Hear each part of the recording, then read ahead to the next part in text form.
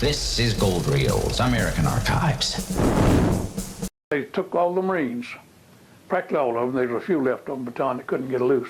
They took us over there and scattered us around the island of Crécy-d'Or for beach defenses.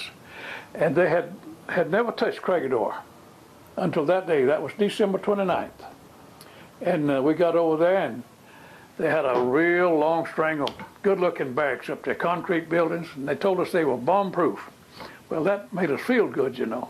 Well, we took our gear inside and laid them on the floor up there, and one of my good friends, an old boy from Wisconsin, laid his gear down about 10 feet from mine, and we went out to explore the island. Well, that day those planes came over, and they started dropping bombs on these bomb-proof buildings, and they wrecked it.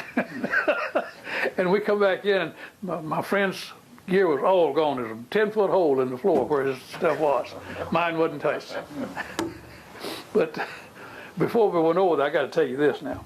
And we was in the woods over there on Bataan, and so the colonel told our cooks that he wanted his men to have a complete turkey dinner for Christmas.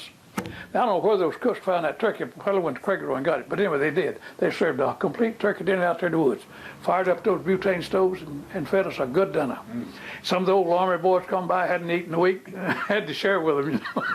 And every once in a while, I run into one that experienced that, and he'd tell me how he enjoyed that. But that was a good dinner. That may have been the last good meal you had. It was, yeah. Because when we got over there, the Bataan had already been cut back to starvation rations, and we put down to cracked wheat twice a day over there. And I never saw it, but I'd heard that there was some of the laterals in that big tunnel over there just chock full of food. And it may or may not have been, I don't know.